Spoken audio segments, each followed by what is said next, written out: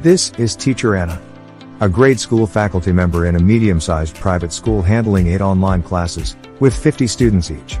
However, these classes are not of the same subject since teachers in the K-12 levels are usually expected to teach students in several learning areas, which could also be different from their field of specialization.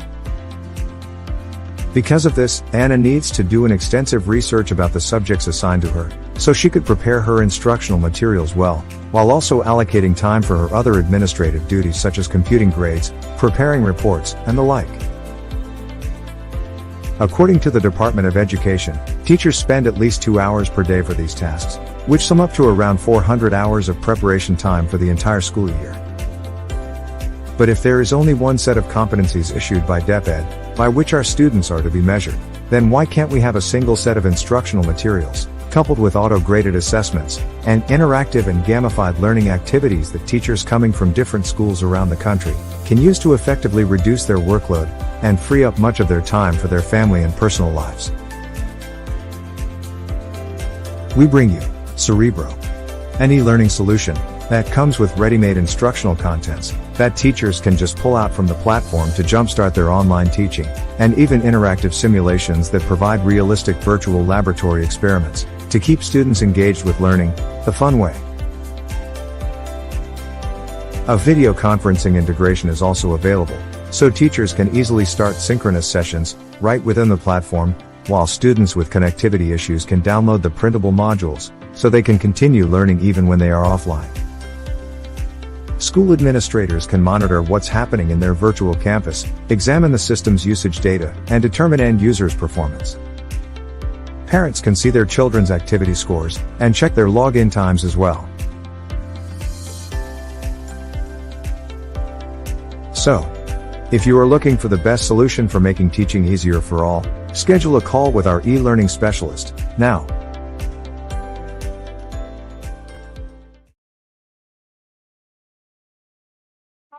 Good day to everyone. Welcome to the third episode of Cerebro Talks, where we feature personalities from different sectors to share their advocacies with the aim of enabling students to deepen their understanding and consider careers in such fields. We are already in the 10th month of the year, and a lot of things are still surprising us from day to day. And it is also great to know that we are all still fighting and striving despite of the uncertainties around us. But the month of October doesn't only feature the current events we have at the present time. We are also celebrating the Mental Health Awareness Month, and alongside with it is the Breast Cancer Awareness Month. But did you know that we are also observing the United Nations Month this October? Nakalimutan nyo na, no? Sa dami ng nangyayari.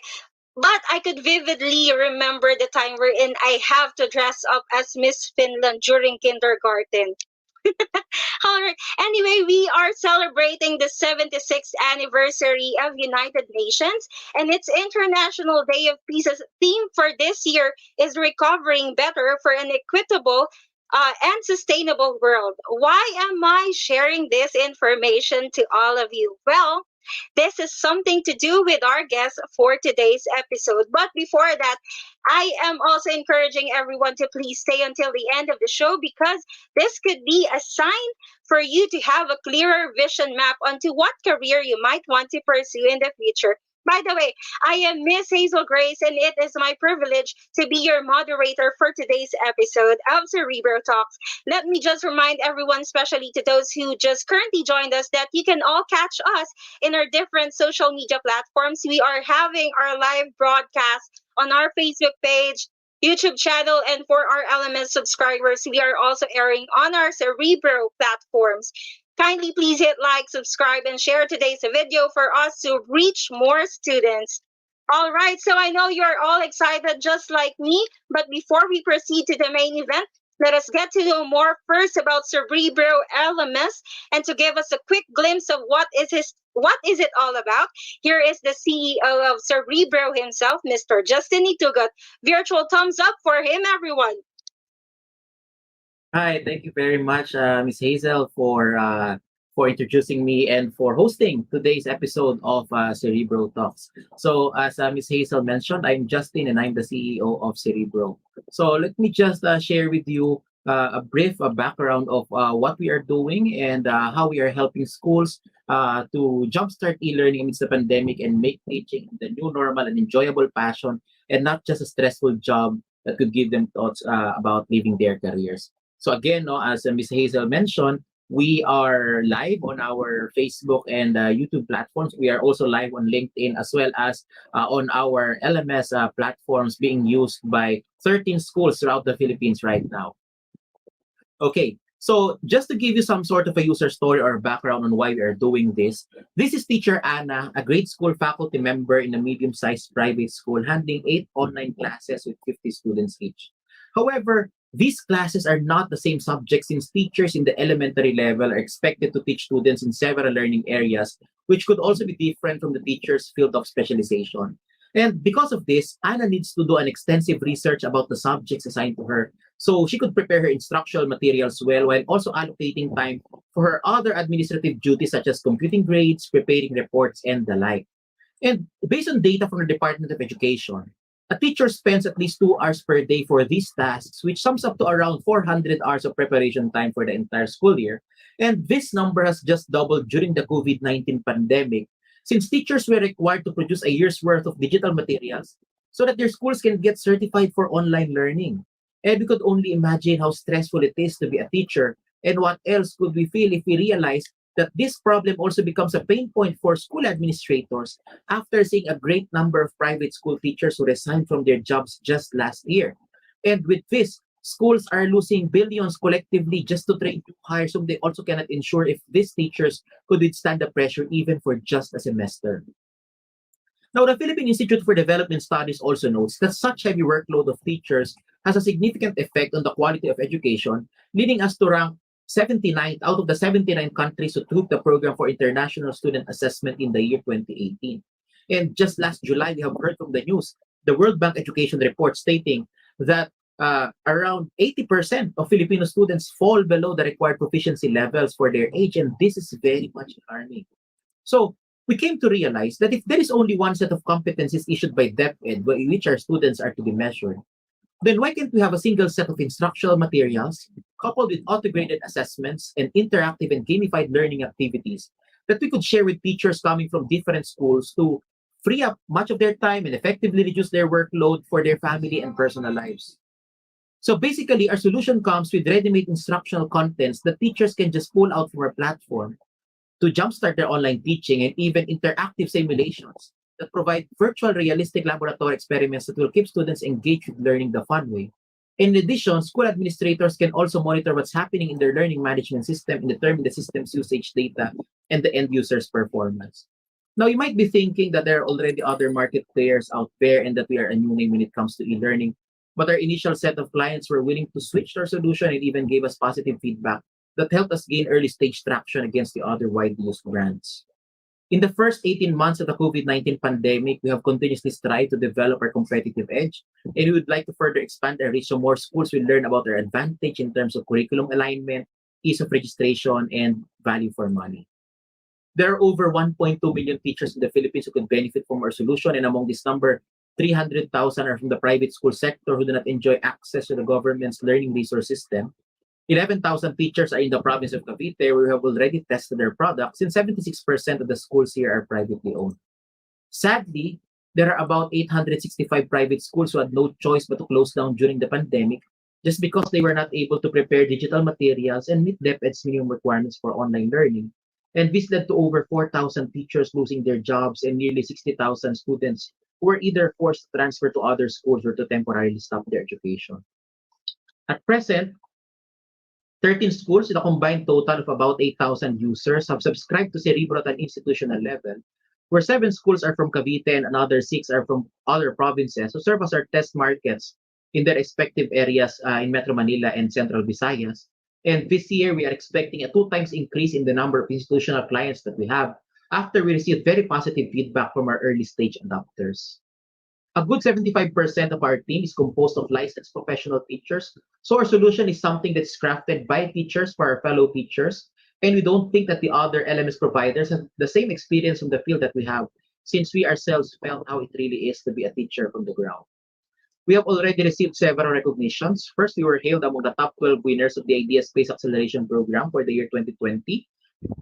Idea Space is the nonprofit startup accelerator of the MVP group of companies led by Mr. Manny V. Pangilinan as its chairman of the board. We were also among the top 20 rescue startups versus COVID-19 of Kubo Innovation Hub for solving an urgent problem during the pandemic, especially in the education sector. So Kubo is a public-private partnership among Idea Space, the Department of Trade and Industry, the Department of Science and Technology, and the JP Morgan Foundation. And earlier this year, we were chosen to be one of the incubatees of the DOST Tomasino Center, the technology business incubator of the University of Santo Tomas in partnership with the Department of Science and Technology. And we are also nominated as the best newcomer in the Philippines at the ASEAN Startup Awards, the Southeast Asian leg of the Global Rice Bowl Awards. So basically, individual teachers who are engaged in lesson planning or even parents who would like their children to learn their lessons in advance may directly register on our website and start accessing our materials there for free, while educational administrators may also opt to avail a paid monthly subscription at an institutional level so they can ensure a standardized quality of learning for their whole school. As for the price, our premium plans are actually 3 times lower than that of traditional textbooks. So overall, Cerebro is a cost-effective solution for jumpstarting online learning.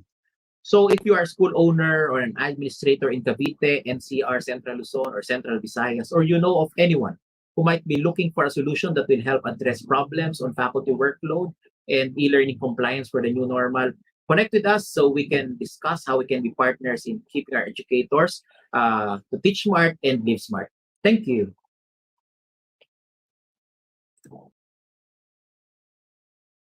There you have it, everyone. Thank you, Sir Justin, for that comprehensive explanation of Cerebro LMS.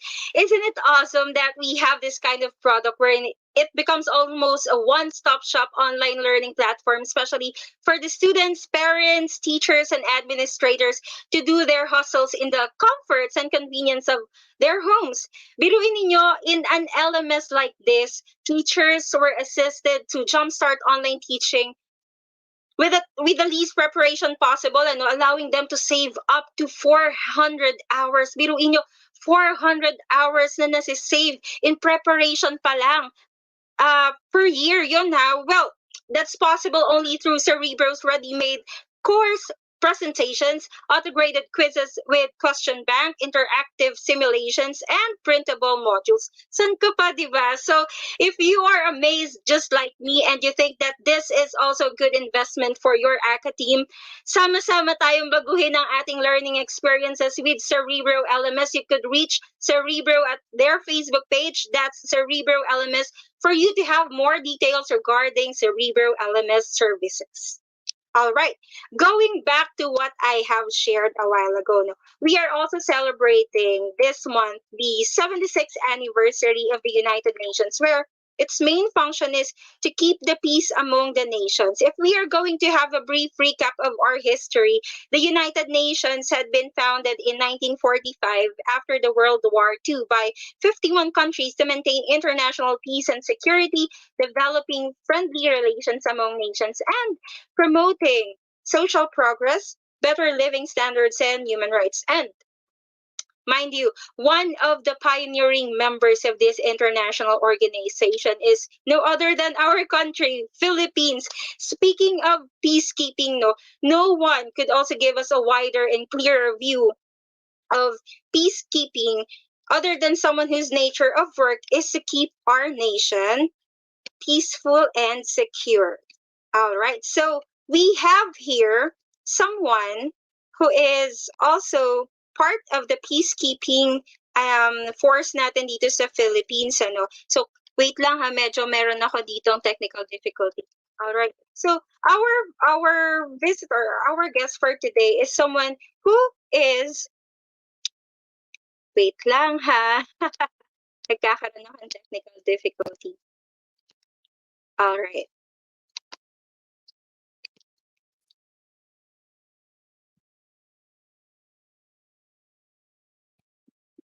There you go. So, ang guest natin for today is someone who finished his studies in St. Louis University, Baguio City. He has a major in management, Bachelor of Science in Commerce, and he subsequently entered the Armed Forces of the Philippines, where he became the company commander of Charlie Company 76th Infantry Battalion, 2 IDPA from April 2007 to March 2009. And a lot of history comes in where up to this date, he became the Assistant Chief of Staff for Education and Training, G8 Arrescom, from May 2020 to August 26, 2021. And he also became one of the platoon leader of the 3rd Platoon 2nd Company Philippine Battalion of the United Nations Disengagement Observer Force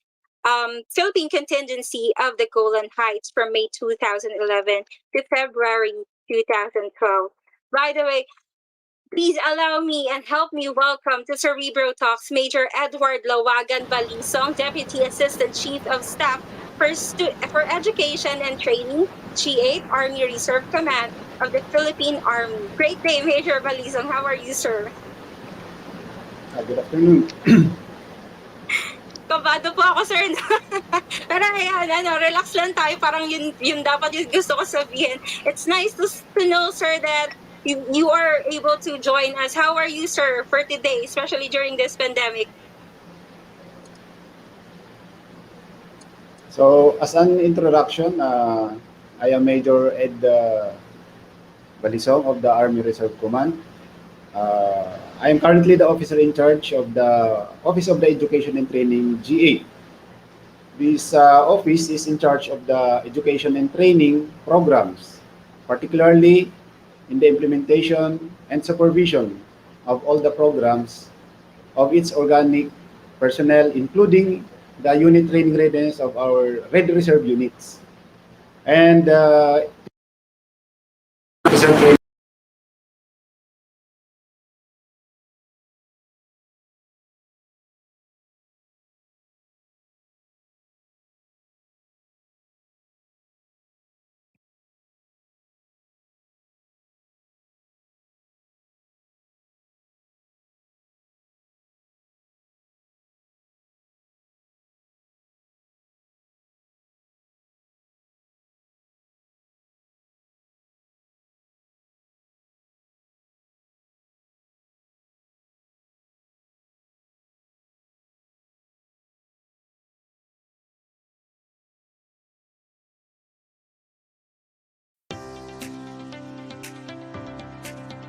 This is Teacher Anna, a grade school faculty member in a medium-sized private school handling 8 online classes, with 50 students each.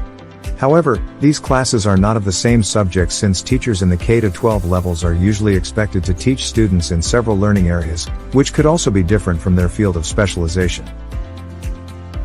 Because of this, Anna needs to do an extensive research about the subjects assigned to her, so she could prepare her instructional materials well, while also allocating time for her other administrative duties such as computing grades, preparing reports, and the like.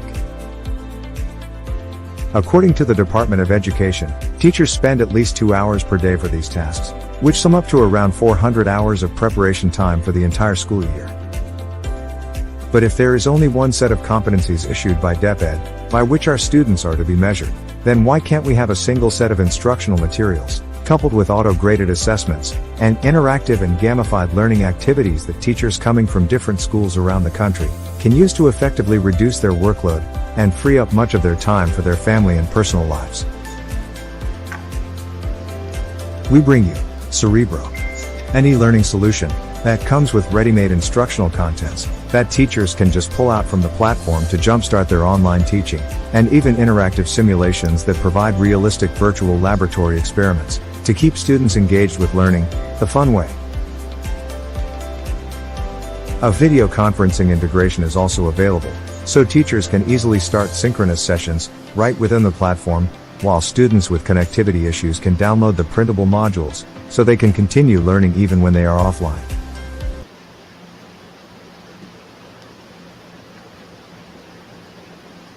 Alright, so sorry for the technical difficulty. No, we have arranged it already. So going back, sir, with the background of your profession, can you go back to where did you start, or when did you started your profession as a military personnel, sir?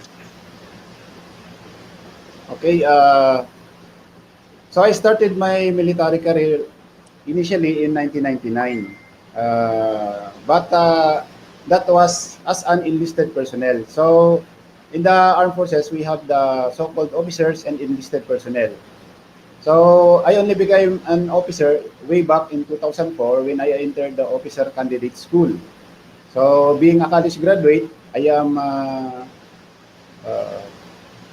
I am qualified to become an officer. So that started my journey wherein you introduced a while ago that I became a company commander of the Charlie Company, 76 IB in Quezon Province. So with that, there I started my leadership as a company commander, and ultimately I served as platoon leader, company commander, then battalion operations officer prior to my deployment in Golan Heights. So my deployment in Golan Heights was in 2011, where we served there for 9 months, May 2011 until February 2012. So it's there where I experienced working with other nations and keeping the peace along the volatile region of the Golan Heights. The Golan Heights is the boundary between Syria and Israel, wherein for those who are knowledgeable in history, we have the war that transpired, the Six-Day War in the late 60s, before the establishment of the United Nations Disengagement of Cerebro Force, which is mandated to keep the peace between the two nations. And for your information, the Philippines started its duty in Undof, or in the Golan Heights, way back in 2009. So that was the first contingent, and our unit or our group is the fourth batch that was sent to Golan Heights. But as of now, we already don't have peacekeeping operations, or we are not already sending in the Golan Heights due to the incident way back in 2014, wherein when the problem in Syria escalated. So that was the time where uh, our troops were also almostly attacked by the Syrian rebels. So during that time, it was decided to pull out our remaining troops in the region. And until now, we have not been sending troops there. All right, sir. You have mentioned that you've became active in participating with the UNDOF nga, or yung United Nations Disengagement Observer Force sa Golan Heights, ano po.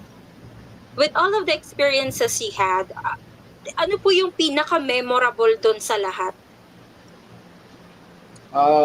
When you say my most vivid memory or experience, should we say, is that first and foremost, it's not unusual for soldiers to be deployed or to be given the chance to serve with the United Nations.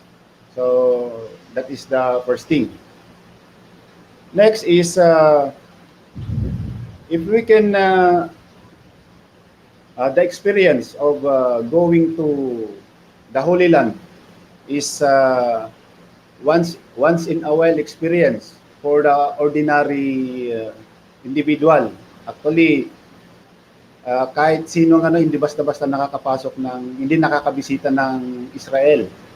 So I was fortunate enough that I was included on the peacekeeping deployment, that I was able to visit the Holy Land, and nakailang visit ka sa Bethlehem, to and the Dead Sea, to the northern to the borders of Egypt. So marami, and of course I was able to work with other nations like Croatia, Austria, Japan, India, and Australia.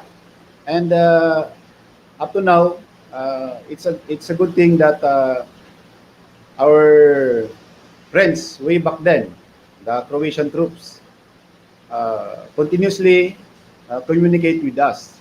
So actually, the Croatians are very much interested to visit our country. And siguro kung hindi lang sila nagsaservisyo pa, they would be visiting. And some of them have already visited our country. And they made it with some of the troops that were with us also. So they conducted them and then they visited Northern Luzon. And the latest was the one in Germany. Messaged me, I think that was last year, and was asking how to avail of trips or the tourist, what do we call this one? Package, because he wanted to visit the Philippines. So it's a way of when you interact with other nations, it's a way wherein you promote your country. Although they were saying that they were hearing about the Abu Sayyaf and so on, but they are still interested to visit. But I was telling them way back then that those are just minor problems wherein it doesn't affect the whole country. But definitely, we will be able to stop, or we will be able to end these problems within the country. With all of So that's it. with all of the experiences you had, no, maraming nakabuild kayo ng friendship, nakabuild kayo ng collaboration with other countries, no, na involved din sa UNDOF. I wonder, sir, what is a typical day of a soldier na kasali dun sa UNDOF sa Golan Heights po? Ano yung typical na araw ninyo during the whole course of training or the whole course of UN disengagement observer force po? Of course, when you will be deployed to UN duty, you will be undergoing trainings. So most concentration of the training is on how you restrain yourself and how you deal with people. Because on the Golan Heights region then, is we are implementing the agreement between two countries. So there would always be violation. So merong tinatawag na neutral area kung saan hindi itong ang term doon pag sinabing Bravo side is yung Syria, Alpha side is yung Israel. So ang doon, mayroon tayong demarcation lines na bawal tumawid yung isa dito sa kabila. Ganon din yung isa sa kabila. And likewise, yung armed forces din nila, mayroon ding limitation. Hindi pwedeng magpatrolya yung tropa nila on this line, ganon din sa kabila. And so that is yung binabantayan natin. So every day we conduct patrols and hindi natin maiwasan na magkaroon ka ng disagreement with hindi lang dun sa mismong armed forces nila, pati yung mga civilian, yung mga naninirahan lang malapit doon. So that is the challenge of how will you prevent them na mag-cross doon sa restricted line or restricted area. Kasi parang dalawang batayan na nagsusumbungan. So kumbaga, if you are the one on the other side of the fence and hindi mo ni-report yung nakita mong violation at nakita nitong nasa kabila, isusumbong niya ngayon yan sa United Nations. So parang ganun yung doon na you are there to keep yung agreement ng dalawang bansa na yon. So it's a difficult task kasi sometimes yung kapag maigsi yung pasensya mo and ang hirap pa nun is hindi sila lahat marunong mag-English. Hindi nakakaunawa ng English. So kung wala kang baon na kahit anuman lang na halimbawa is yung Arabic words, wala kang konti lang yung alam mo doon, mahirapan ka talaga. I for one, hindi ako nakakapagsalita noon ng Arabic, pero meron akong tropa na yun ang nag-aral ng Arabic. So yun ang palagi namin kasama. If we see na may mga civilian na yun nag-i-insist na mag-cross doon sa restricted or yung pinagbabawalan na area. And ang ano pa doon, Yes, po. ang challenge pa Sige, to, sir. pati doon is yung mga sundalo nila mismo, hindi lahat is marunong mag-English. Yung mga sundalong hindi naka-step ng college or university, hirap ka talagang kausapin. Mabuti na lang meron namang meron namang pinoprovide yung UNDOF na liaison officers na ito yung mga Syrians na sundalo din, pero ang role nila is to yung interpreters. So yun yung nila. Pag meron kaming hindi kaya na makausap, tatawagan namin, we need an LO here, then yun, they will be sending the LO, yun yung makikipag-usap sa kababayan nila. So it's a challenge. Ang complex pala, sir, Sir Balisong, kasi it's not just about keeping the peace within the two conflicting countries, which is Syria and Israel, but you are also having difficulties or challenges when it comes to communicating. So it's good thing din na kayo din magkakasama, may mga equipped to speak in Arabic, or may mga may mga assistance coming from the country itself, but nabanggit po ninyo na it's really hard, it's difficult to maintain the ceasefire or the peace between the two conflicting countries. Was there any chance during your task in UNDOF wherein you have faced a life and death situation? During our time, there was a time when tawag nito, the civilians are already hindi na nila makontrol yung sarili nila. Since sometimes yung tingin nila sa atin, sa mga peacekeepers is we are favoring one side. So there were instances na dadaan yung UN vehicle na kung saan tayo nakasakay, babatuhin. So there was also a time na yung kapag nagta-travel ka, nagpapatrol ka, i-checkpoint ka. So I experience personally yung hinold kami ng yung sasakyan namin, and gusto kaming palabasin. Dahil ang doon is I think they want to get our firearms. Pero yun nga, we were trained not to react aggressively. So yun, composure lang. And ang lang naman doon is wag ka lang mag-overreact. As much as possible, you do it on the diplomatic way. Kahit hindi kayo magkaintindihan, pero may sign language, pag ganun-ganun ka lang doon. Anyway, nauunawaan naman.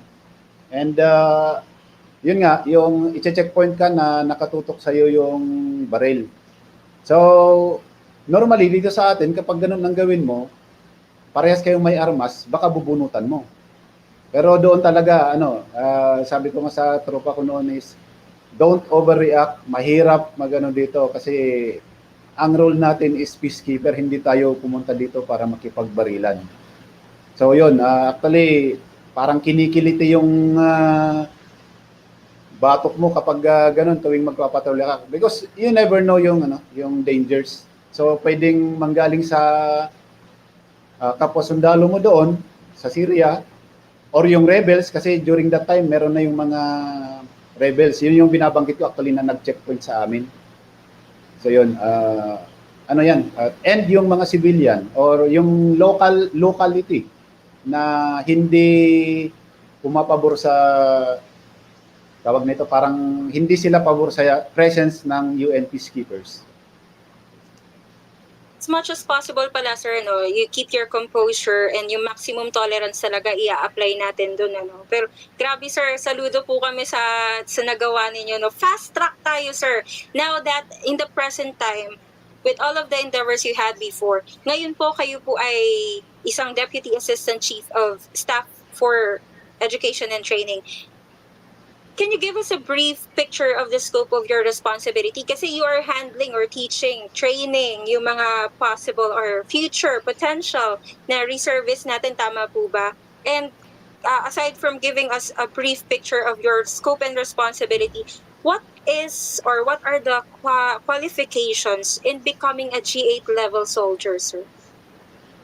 Okay, when we say G8, because in the AFP, when we say 1, it is in charge of personnel and admin. So 2, intelligence. So nagkataon lang yung training and education falls dun sa 8. So to be qualified as G8, first and foremost is you must have previously experienced handling smaller training assignments. So previously, when I was with the 76 Infantry Battalion, I was also the training officer for 2 years. So, yun yung isang qualification. And next is, if you have other specialization training, you have undergone a lot of trainings, you are also qualified. Because what is the duty of the G8? First is you program the training for the unit. So usually nagpo-program ka 1 year ahead. Next is you are going to assess and evaluate ano yung mga kulang pa na trainings ng sundalo. So ang tinitingnan mo dyan is yung whole picture. Halimbawa sa amin sa Army Reserve Command, we will see yung profile ng bawat sundalo. Ano ba ang kulang na knowledge or training na dapat pang idagdag sa kanila? So yun, doon naka-base ang ating mga training program. Next is, of course, if you have a program, you will be implementing this one. So as G8 also, you see to it that the programs as scheduled or as halimbawa na nagano siya ng first quarter or third quarter, it must be implemented. And you also conduct evaluation. So yun. Kung sa ano pa is ipinrogram mo, gawin mo. So yun yung ano nun. And yun nga, ang isang pinaka-challenge dyan actually is yung sa curriculum development, which I think Sir Justin knows that one because he has been keeping in touch with us. And it's a challenge also because it doesn't mean that if you are trained, if you are already trained with a lot of Army trainings and you can be qualified as curriculum developer. No. We need also assistance or help from the academe in crafting this one because the program of the AFP now is they would want to align yung training and education ng mga sundalo with that of the education of the with the civilian sector para yung on how we teach, on how we train yung mga sundalo tama on the right perspective. So yun yung challenge actually. And sabi ko nga kay Sir Justin is we need your assistance talaga kasi kayo is you are with the academe. So you know kung paano i-craft yung program of instruction. Hindi yung Army way na nasanay lang kami sa kumbaga ano yung naisip, ito na yon. So usually ganun nagsimula eh. So anyway, nag-progress naman and continuously yun yung effort ng ating armed forces to align yung ating curriculum development na hindi siya nalalayo sa ating mga academe. we are learning, sir, no? Kasi it's a new learning for me, especially kasi syempre pag sinabing soldier, you are just You are en- just en- entrusted with entrusted the with peacekeeping peacekeeping mission, no? But situation, but it seems like it seems it's a like it's a continuous continuous education rin education pala rin within pala. oneself to train other potential soldiers din. And ang galing ng program natin ngayon sa AFP kasi you are innovating din new ways of education through collaboration with other sectors din. Right? It's a refreshing and it's a new learning then for us, sir. By the way, sir, yon nabanggit na rin natin from being a corps commander or platoon leader, then now you are being able to train and educate soldiers. Do you still have an ultimate goal from being a soldier? Uh, Personally, ang ano ko lang naman, ang aim ko or my goal is I will be able to retire na buhay. So yun yung ano doon. Because when you are in the armed service, you never know kung anong mangyayari sa iyo. Position-wise, I'm already happy with my position, although sabi nga is yung isang officer, sabi na ang isang officer naman is ang isang ultimate goal na. One of his ultimate goals is to become a commander. Kasi ang commandership is my level yan. Meron tayong tinatawag na company commander, which I already completed. Ang next doon is you will become a battalion commander, and hindi pa naman ako nakakarating doon. So siguro yun yung next na step. Pero as to experience wise, yung kasi maliban sa commandership is yung mga staff position.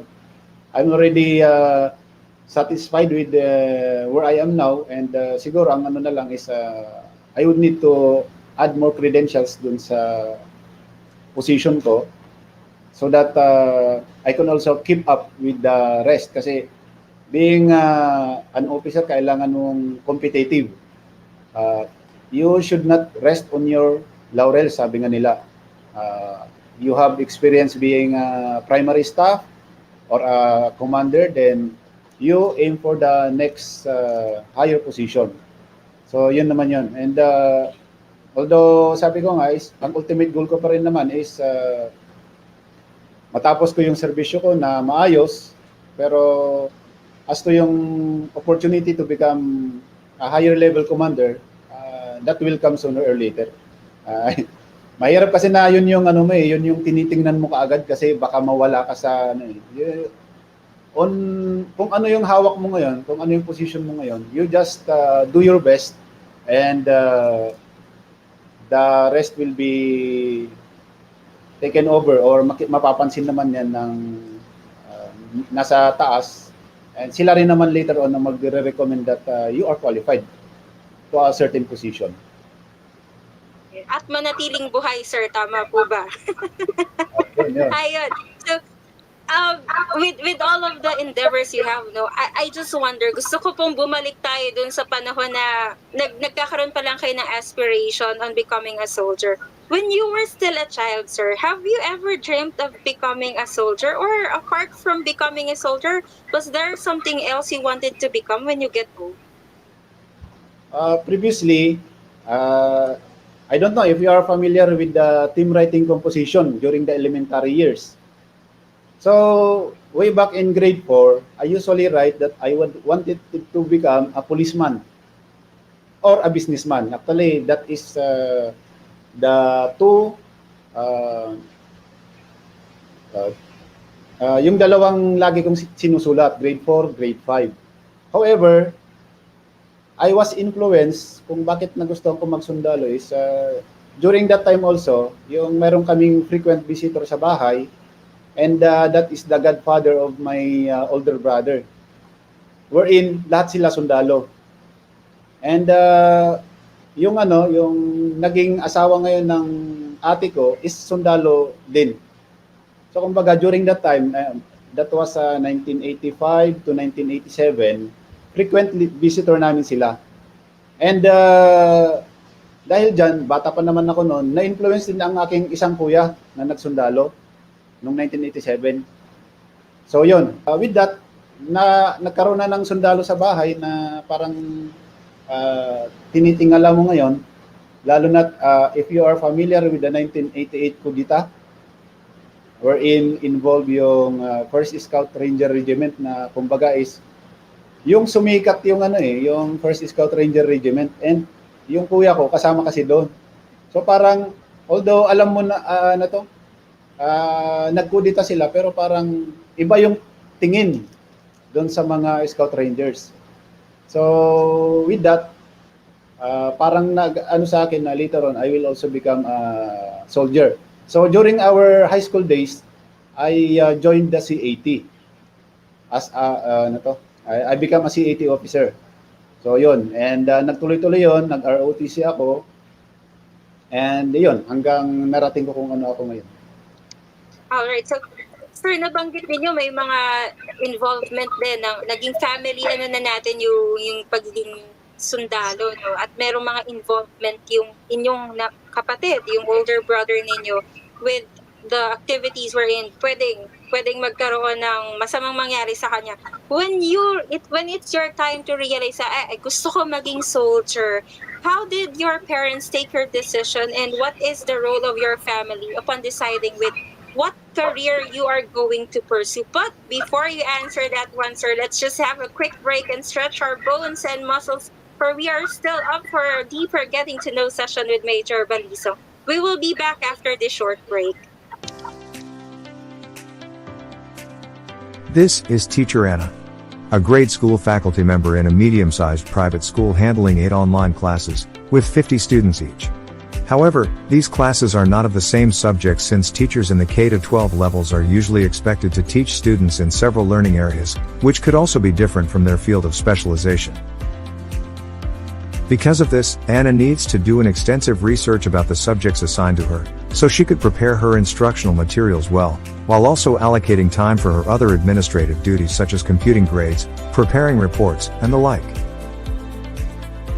According to the Department of Education, teachers spend at least 2 hours per day for these tasks, which sum up to around 400 hours of preparation time for the entire school year. But if there is only one set of competencies issued by DepEd, by which our students are to be measured, then why can't we have a single set of instructional materials, coupled with auto-graded assessments, and interactive and gamified learning activities that teachers coming from different schools around the country can use to effectively reduce their workload, and free up much of their time for their family and personal lives? We bring you Cerebro, an e-learning solution that comes with ready-made instructional contents that teachers can just pull out from the platform to jumpstart their online teaching, and even interactive simulations that provide realistic virtual laboratory experiments to keep students engaged with learning the fun way. A video conferencing integration is also available, so teachers can easily start synchronous sessions right within the platform, while students with connectivity issues can download the printable modules so they can continue learning even when they are offline. School administrators can monitor what's happening in their virtual campus, examine the system's usage data, and determine end users' performance. Parents can see their children's activity scores and check their login times as well. So, if you are looking for the best solution for making teaching easier for all, schedule a call with our e-learning specialist now.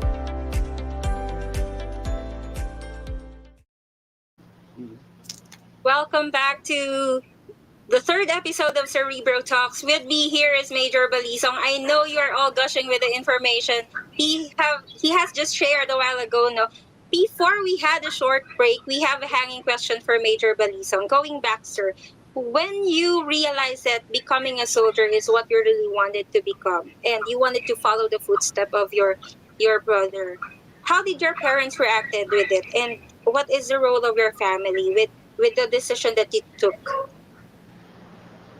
Of course, my father is very happy because my father is a frustrated soldier actually.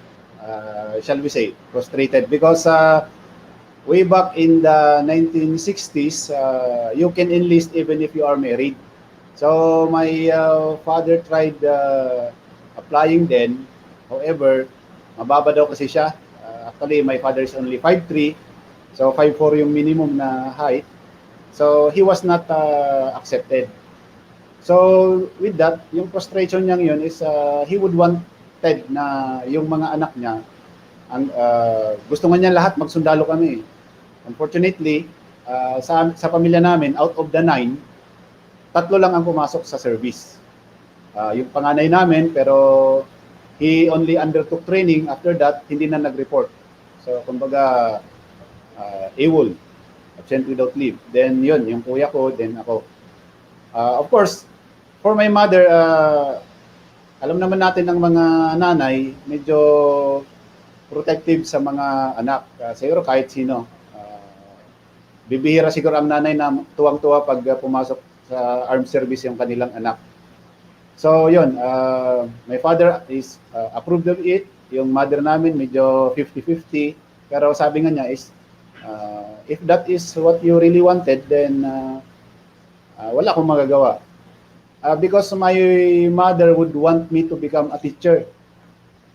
Unfortunately, sabi ko sa kanya noon is, I don't want to become a teacher. Because first and foremost, introvert yung personality ko dati. Nahihiya akong tumayo sa harapan ng maraming tao. Yung sa classroom na nga lang, mag-introduce ka ng sarili mo, parang hinahabol na ng daga yung puso ko eh. That was when I was young. So yun, wala sa isip ko na maging teacher. Ang ironic lang nun, now that I am with the armed service, we are also required to teach. So yun, Grabe nga, sir eh. Ang galing, no? So yun yung ano nun, sabi nga nun is, hindi ko man napagbigyan na maging teacher yung nanay ko, pero I am also doing the role of a teacher with the chosen profession. Definitely, no? Parang nasunod din po yung gusto ng mother ninyo, no? With the support that you receive from your family, no? Was there a moment, sir, that you regret your choices in life? And if there is, how you reassess your situation to recalibrate your mindset, sir? Yes, kahit sino siguro sa atin, I think any one of us, kahit ano yung profession natin ngayon, there will come a time na iisipin mo, what if kung ito yung sinundan ko? Because upon my entry to the armed service in 1999, I previously worked with the Country Club Corporation in Baguio City. So working student kasi ako noon. I was a working student and I was working with Country Club. So during the time na I graduated from college, that was 1998, yung manager ko sa Country Club, on the canteen where I was working, the canteen manager, alam niya na management yung course ko. So the following year, nung balak niyang umangat, he was searching for a recommendee kung sino ang pupwede. And yun, naalala niya na graduate na pala ako, although I worked as a warehouse clerk during that time. Yun. Kinausap niya yung ate ko na nagtatrabaho din doon sa Country Club, and she told her kung interested akong mag-undergo ng probationary training as manager. So managership actually yung ino-offer sa akin noon. Although yung maliit na maliit na establishment, pero at least pwede mong pagsimulan. So yun, during that time I was already undergoing training. So my sister kept on messaging me, have you made up your decision na hindi ka na aalis diyan? Itutuloy mo talaga ang pagsusundalo. And yun, 3 beses niya akong tinanong. On 3 occasions, I said, no, I will continue with the service. So yun, there were times na iniisip ko, kung tinanggap ko kaya yun, ano na kayang level na manager ako ngayon? Yun lang naman, pero basically, I'm still happy na ito pa rin yung sinunod ko na profession. Because kahit pa paano, you gain a lot of experience. Yun nga, unang-una is libre kang nakabisita ng ibang bansa, nakapasyal, nakapag-serve. Although yun, nandun yung risk factor, but the opportunities, marami yung opportunities. sa pagiging isang sundalo. With all the opportunities you experience, sir, the endeavors you have gained, sir, specifically relative to military programs and services, no, how do you see the impact of all of those things sa community natin mismo? I would not speak na dahil sa ginawa ko is merong impact. I think I would be speaking on behalf of the whole program ng Armed Forces of the Philippines.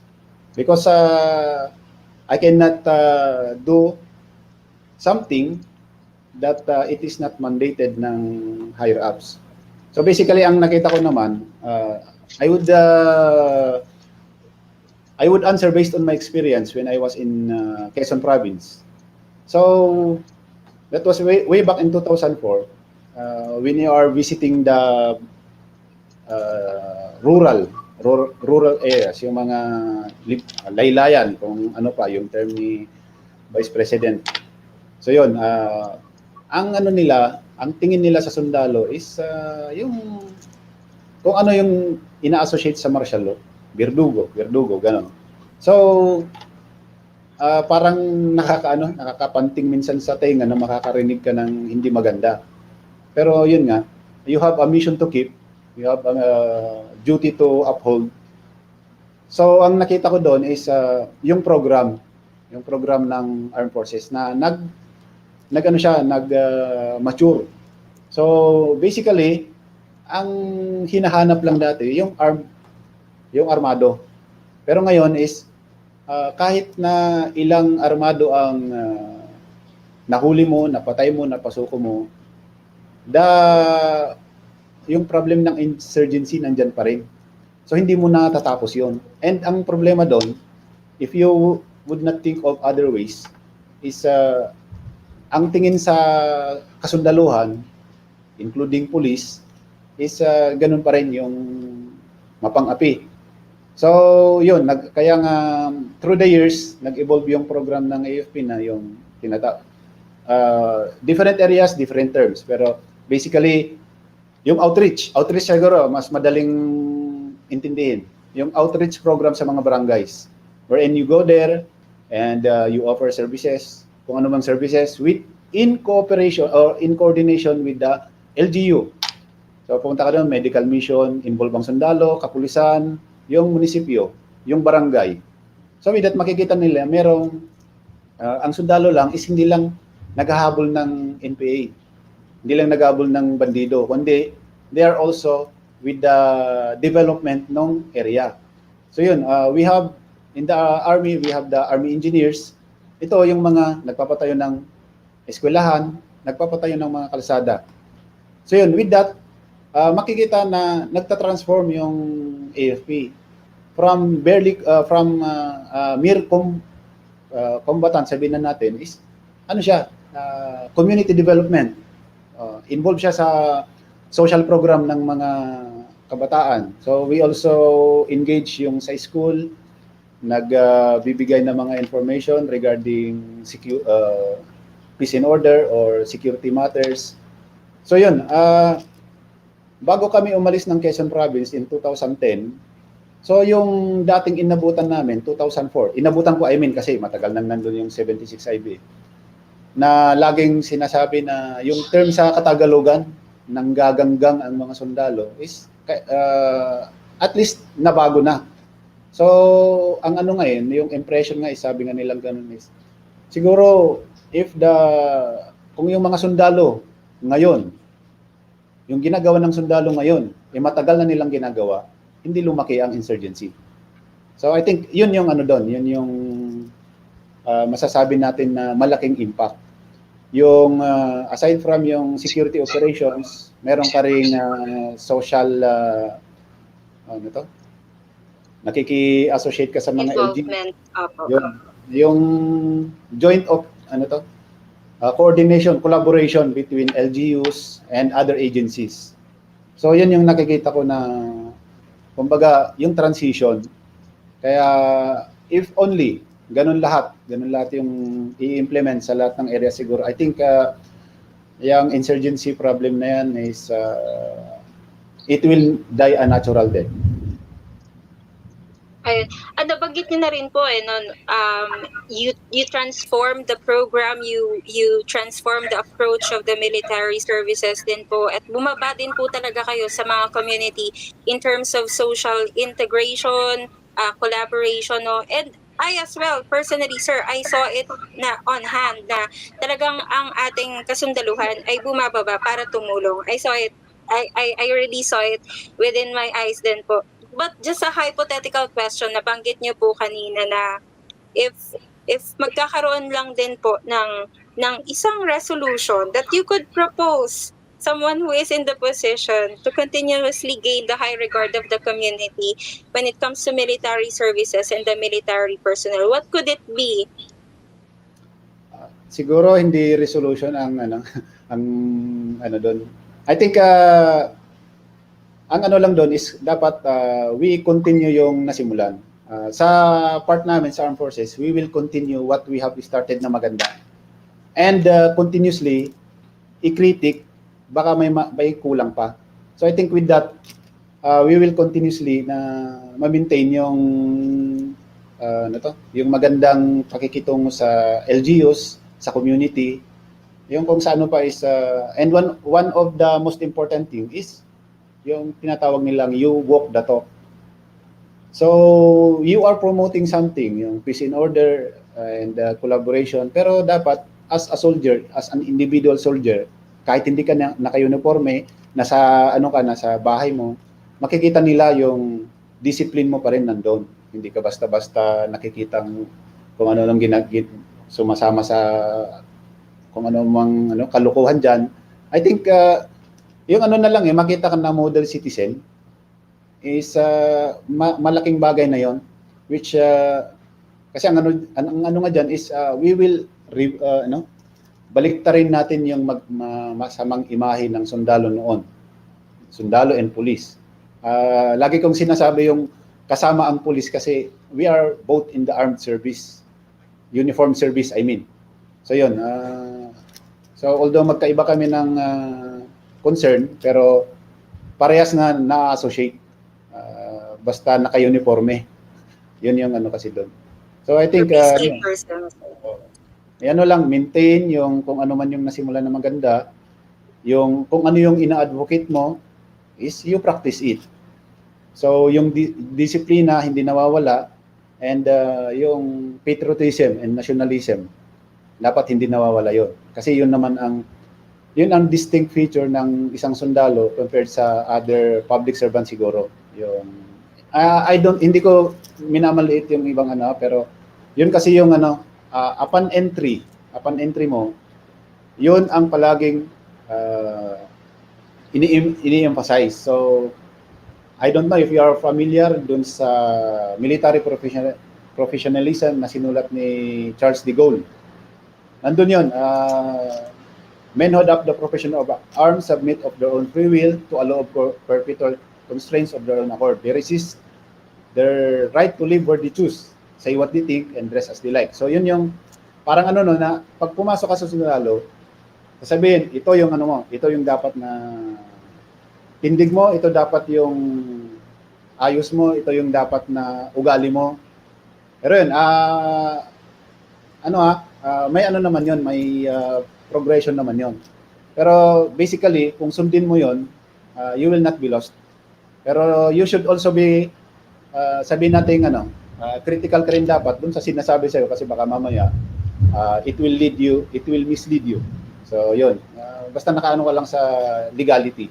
So yun, which is part na rin ng natin yan, ng training. Yung legal aspect. Kasi dati-dati, pag nag-training ang sundalo, purely combat operations ang focus.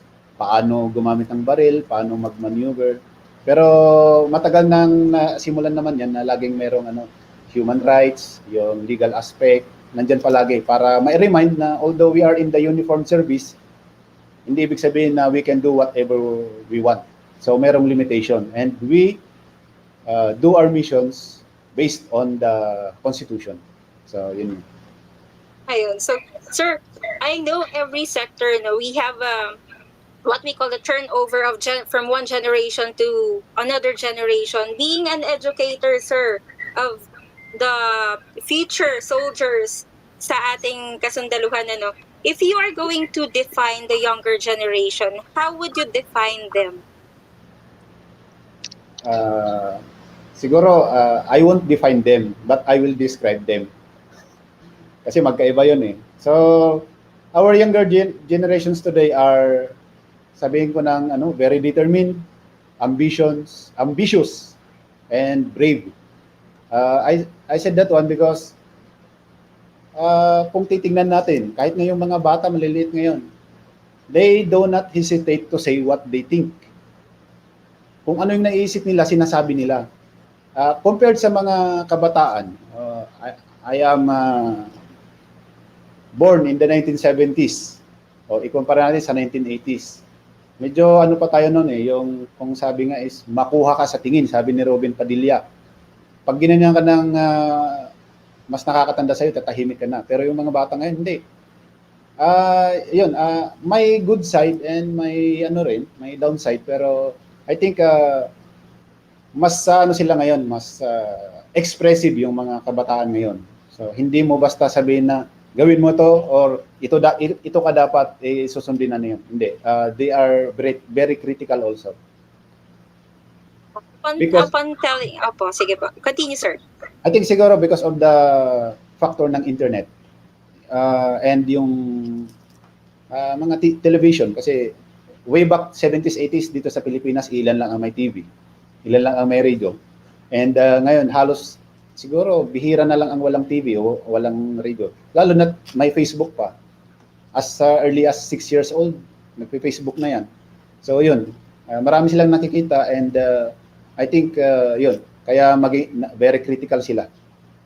Medyo with how you describe the young generation, sir, do you think, sabi niyo nga po kanina, it is a combination of advantage and disadvantages of being them, being so expressive, being able to tell their opinion right there and there. If that's the case, how would you encourage our young generation to aspire in becoming a soldier, and what are the things they need to do to be able to enter the academy? Siguro, I think we have our NSTP program sa college and I don't know kung maibabalik yung CAT. So, actually, CAT is a good program nung kapanahonan namin. Kasi regardless kung ikaw ay maging CAT officer or hindi, but you will undergo yung military type ng training. Kasi ang nadidevelop dyan is yung yung discipline, yung character mo, and yung leadership. So with that, na-expose ka kaagad. So it would be up to you kung ikaw yung kung ikaw yung bata, kung susundan mo ba 'yon. So sa ngayon kasi ang meron lang tayo is NSTP and one of the components nun is ROTC, yung Reserve Officer Training Course. Meron din tayong LST and CWTS. So yun, mamimili ka ngayon. So I would encourage yung mga kabataan that I think it's better kung piliin nila yung ROTC. Hindi naman pahirap yan eh. Actually, one of our endeavors ngayon, Sir Justin knows that one, is yung revision or enhancement ng ROTC program of instruction na ang makikita nila is ano yung magandang maidudulot ng mag-undergo ka ng ROTC training or military training. We won't be saying na magsundalo sila, pero during the ROTC training, makikita nila doon ano yung magiging ng isang sundalo later on. Pero kung hindi man sila magsundalo, yung training naman nakuha nila, it will develop their leadership, yung patriotism nila, yung nationalism nila. So yun, yung character, madidevelop kasi yun. Kasi sabi nga is, iba talaga yung yung dumaan ka sa military type na training. Hindi mo naman bine-brainwash yung din. You are just instilling the character, the discipline, and skills. Yun. Isa pa yun, yung skills. Which is hindi naman present sa lahat ng ng lahat ng papasukan nila na training or seminars or whatsoever. Right, sir. Thank you. If I have last two questions na lang, sir. Ito medyo light na. If you are to dedicate a song to the young generation, what is it? And can you sing it for us? I'm not good at singing. As much as I would want to sing, but my voice doesn't allow me. Pero ano siguro, I will just, kung saan pa, itutula ko na lang. Pero yung kantang ito, I think it is applicable kahit kanino eh. If you are familiar with the song of Diana Ross, If We Hold On, yung title, actually that is our graduation song way back in high school. And maganda kasi yung ano niya eh, yung lyrics niya, yung message. Ano lang siguro, I think, sabihin ko lang yung, sabi ko hindi ko kakantahin, pero it goes like this. Don't lose your way with each passing day. You've come so far, don't throw it away. Live believing, dreams are for weaving, wonders are waiting start. So yun yung ano nun. And sabi nga niya doon, live your story, faith, hope, and glory, hold to the truth in your heart. And yung ano niya, if we hold on together, I know our dreams will never die. So bakit yun yung ano nun? Kasi kung titingnan mo, the message is, you don't lose hope, don't give up on your dreams. Believe in it, and miracles can happen. So there will be challenges and hindrances, but we must learn how to go with it, no matter how bad the situation is. You can always find ways to get out of it. Just believe in your heart, keep the faith, and continue fighting for your dreams. So, magsusundalo ka man or hindi, parehas yung ano nun eh. Ang ano lang doon is, kung meron kang goal, kahit minsan, sabihin nga natin, imposibleng marating, pero naka ano ka lang, basta doon ka lang nakatutok. And sabi nga, is hindi naman lahat na pagbibigyan, pero malay natin, miracles can happen na marating mo yon. So, sundalo ka man, teacher ka man, ordinary na mamamayan ka man, dapat meron ka, at meron kang ginagawa. So, yan siguro yung ano nun. With that said, sir, what kind of legacy as a soldier would you want the young ones to see and apply in life? Nabanggit ko na rin kanina with the training as sa military training. Ang legacy lang naman ng isang sundalo actually is, aside from yung kung sumikat man siya or hindi because of his exploits, is andun palagi yung discipline and patriotism. Nasa kanya yon. Yun nga, although hindi 100% may nag-ano, may lumilihis din, sabi nga, pero basically that is the generic legacy na pwedeng maiwan ng isang sundalo. Pag-retire niya, dapat andun pa rin yun, which is nakikita rin ng kapitbahay niya, ng pamilya niya, ng kaibigan niya. So yun, kasi nga once you become a soldier, you will always be a soldier. So yun yung ano kasi doon. So kung nakikita nila na maayos yung ano mo, disiplinado ka, yun ang tingin sa karamihan ng sundalo. Although yun nga, meron talagang lumilihis din, hindi natin maiwasan. All right. Thank you, sir. I know you still want to know more about Major Balisong. So we are opening the session for questions. You may drop in the comment section your questions. We will be reading it. And all right.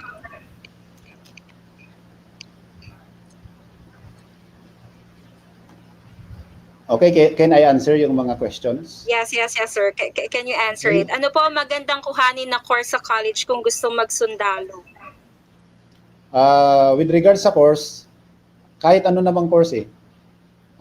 Ganito kasi yan, kung ikaw ay magsusundalo, halimbawa, sabihin natin you are computer engineering.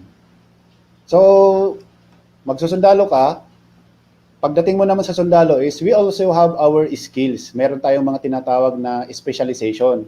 So, meron tayong tinatawag na signal corps. Itong signal corps, dito nababagay yung mga graduates or may background sa engineering, sa sa communication, so yun, sa computer, so yun. When we say Adjutant General Service, more on ano naman ito, yung sa office work. So, nababagay naman dyan yung mga sabihin natin na ano ba yung mga light courses, mga BS English, yan, dyan nagagamit yan. All other courses, mayroon siya namang pwedeng puntahan. So, it doesn't really na mamimili ka kung anong course. Any course will do. Ano ka naman mabibigyan ka later on ng specialization. Kung saan mo gustong ano rin, you will develop. So meron din kaming Corps of Engineers na tinatawag. So yung mga engineering background, usually doon na pupunta. So meron ding finance service. So yung mga banking and finance, pwede dyan. Mga management courses, yun, pwede. For the next question, yung UN deployment Is the po ba? UN deployment, sir? Yun. Voluntary po ba yun for soldiers?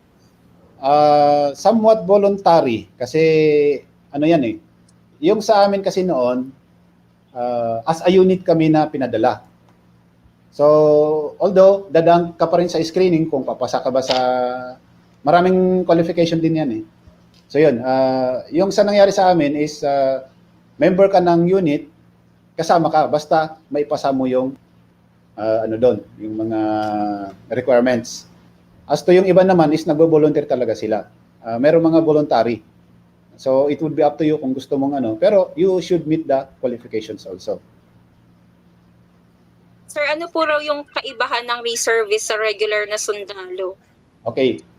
Reservist, ano yan, they are the, I would, baka misquote kasi ako pero ang reservist, yan yung tinatawag na weekend soldiers.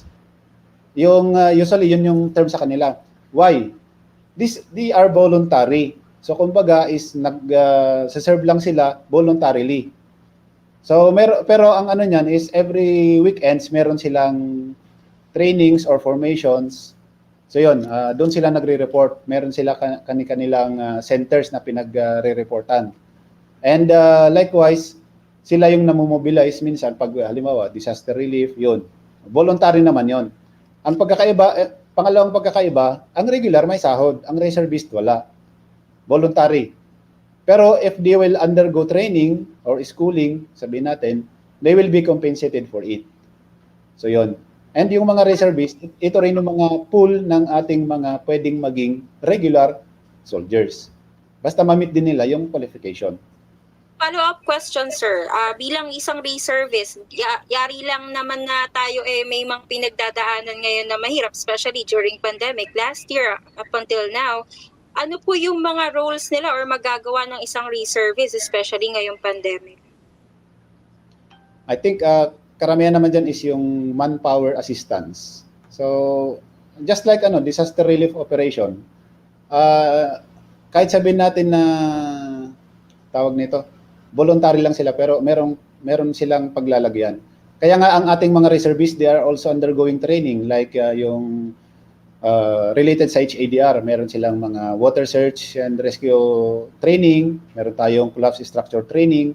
Yan, ina-undergo nila yan kasi we are preparing them na just in case na ma-mobilize sila, hindi naman sila, yung prepared sila, hindi sila mawawala. Sir, thank you. Next question po, malaki po ba ang sweldo ng Army? Sabi nila, lamang daw yung sundalo at pulis compared sa other professions. So siguro ang masasabi ko na lang is yung kaya malaki compared sa other is yung risk of life kasi. Sabi nga is kung ikaw ay papasok sa sundalo, you are putting 50% of your life sa yung sa danger. Hindi mo hawak yung yung buhay mo. You cannot do whatever you want. So yun yung nun. And as to kung starting salary, sabihin na lang natin na yung pinakamababang rank ko is mga 30, less than 30. So yun, actually I don't know kung yung starting salary ng isang teacher is mas mataas or mas mababa. I'm not familiar sa sahod din ng teacher. Kaya yun, mga less than 30 yung base pay ng isang private, yung pinakamababa na sundalo. Nabanggit niyo na rin po, sir, no? Ang sahod ninyo ay around ganun nagre-range. But sabi niyo nga, ang kalahati ng inyong paa ay nasa danger. Gaano po kahirap ang training? Lahat naman siguro ng training, may ano yan, may mahirap na part. Kahit na ano yan kahit hindi sa sundalo. Basta sinabing training, you expect na mayroong mahirap na part doon. Halimbawa, first aid training. Hindi naman basta ka lang uupo doon. Pero yung sa sundalo, ang nagpapahirap lang naman doon is, kasi ano yan, pag ikaw ay magsusundalo, you should be physically, mentally, and psychologically prepared. Kaya yung iba, ang sinasabi nila, mahirap yung training ng sundalo kasi papasok sila sa sundalo, papasok sa training na hindi sila naka-prepared. So, isipin mo na lang yung dati hindi ka nagja-jogging, hindi ka gumigising ng maaga, and then for the next 4 months, 4 to 6 months, kung ano mang training ang pinasukan mo is, yun ang gagawin mo, gigising ka ng alas 4, matutulog ka ng alas 10, nung nung estudyante tayo, or nung hindi pa tayo sundalo is, gigising tayo ng alas 10 ng umaga, minsan tanghali na, matutulog ka ng anong oras, ang aga-aga mong matulog, late ka pa magising. So yun, you won't have the luxury na ganun. So yun, masasabing mahirap kasi yung adjustment mo. And siyempre yung physical training, kasi ang doon is you will be trained physically, ipiprepare ka kasi nga ang mission mo is physical in nature. Alam nga namang sabihin natin, aakyat ka sa bundok na hindi ka physically prepared. Baka hindi ka pa nakakarating doon sa paanan ng bundok, bag down ka na, yung pagod ka na. So yun, nandyan yung araw-araw na jogging, ayun, exercises, aabutin minsan ng 1 oras kasi nga, yun, we must physically prepare yung isang sundalo. Or kahit yung sa police. Kasi nga, halimbawa yung police, wala siyang physical training. Paano siya hahabol sa Halimbawa, may hahabulin na kriminal. Paano mo mahahabol kung hindi ka physically prepared? So, ganun yun. Kaya meron physical aspect. So, yun ang nagpapahirap kung hindi ka physically, mentally, and psychologically prepared. Kasi Totoo po yan. Yung tatlong yan, magkakasama kasi yan palagi. Opo. And lastly, sir, ROTC po ako ngayon. Madali na po bang mag-adjust pag nagsundalo ako pagka-graduate? Okay. Oo at hindi. Oo at hindi ang sagot ko dyan. Okay, kung ROTC cadet ka ngayon, kung isinasa puso mo, yung tinuturo sa'yo, yung training na ina-undergo mo sa ROTC, mapapadali yung training mo later on sa pagsusundalo. Pero kung sabi nga, yung term na kamas-kamas, yung pumunta ka lang doon parang yung compliance, nagpa-check ng attendance, or yun, hindi mo sinasa puso, pagdating mo sa regular na training ng sundalo, mahihirapan. So, yun yung magpapahirap sa kanya.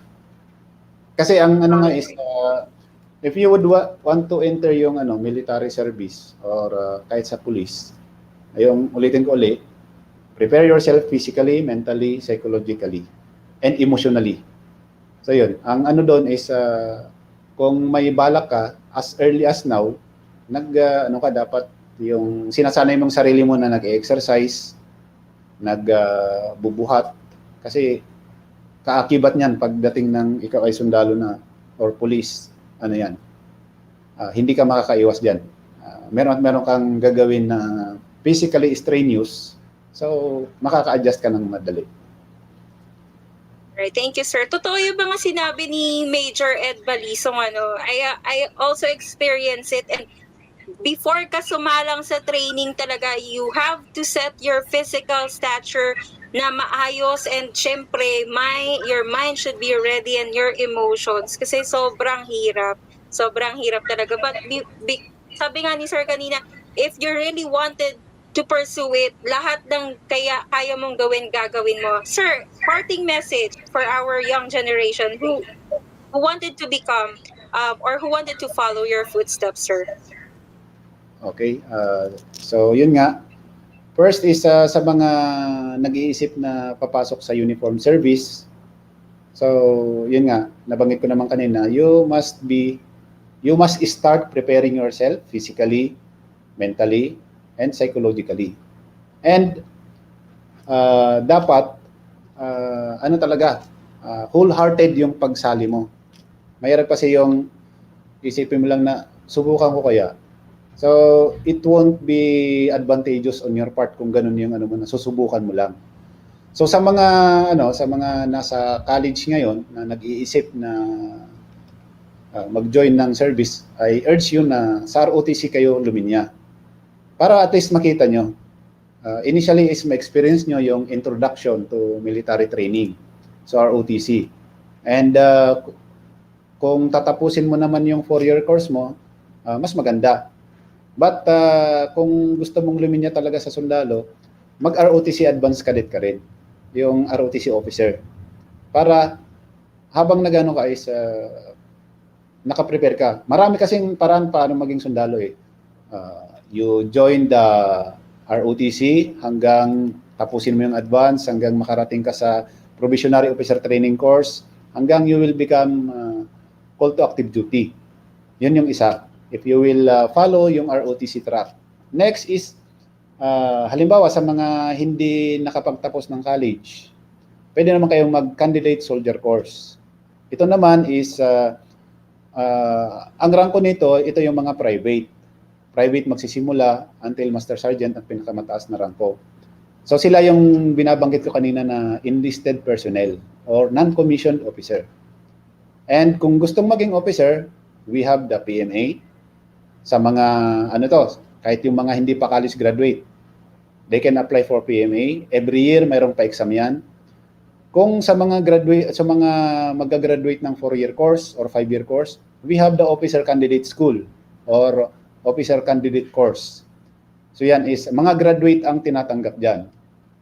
So regardless kung sa Army ka mag-apply, sa Air Force or sa Navy, meron din sila. So yun, officer candidate school. Meron tayong Air Force OCS, Army OCS, and Navy OCS. And yun nga, yung ROTC. So yun, basically, yun yung mga pwede nilang salihan. Actually, kahit nga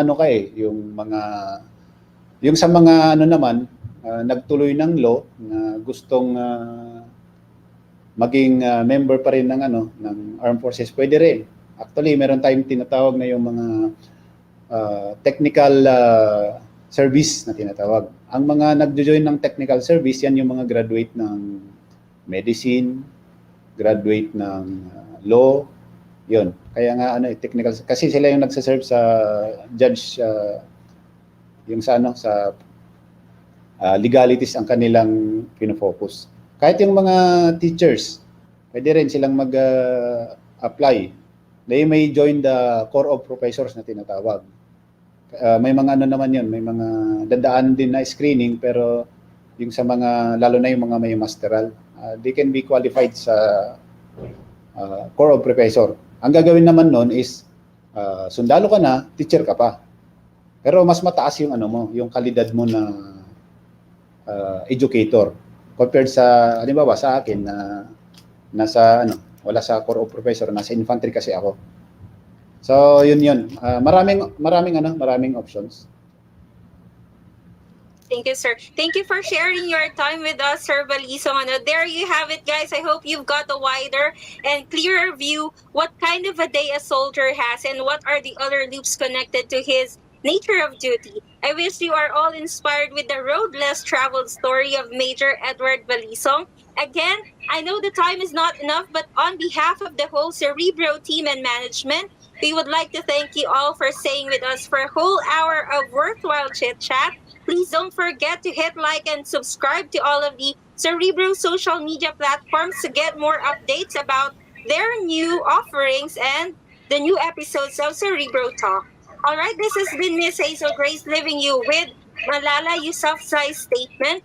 I truly believe the only way we can create global peace is through not only educating our minds, but our hearts and souls. Therefore, students, keep the fire burning and learning, because in time, it could be your most powerful weapon you could use to change the world. See you again until the next episode of Cerebro Talks. Teach smart, live smart. Bye! This is Teacher Anna, a grade school faculty member in a medium-sized private school handling 8 online classes, with 50 students each. However, these classes are not of the same subject since teachers in the K-12 levels are usually expected to teach students in several learning areas, which could also be different from their field of specialization.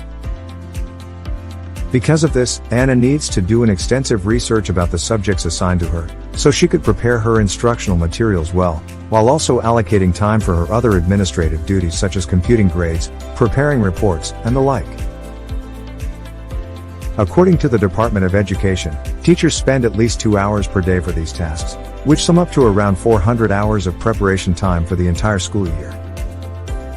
But if there is only one set of competencies issued by DepEd, by which our students are to be measured, then why can't we have a single set of instructional materials, coupled with auto-graded assessments, and interactive and gamified learning activities that teachers coming from different schools around the country can use to effectively reduce their workload and free up much of their time for their family and personal lives?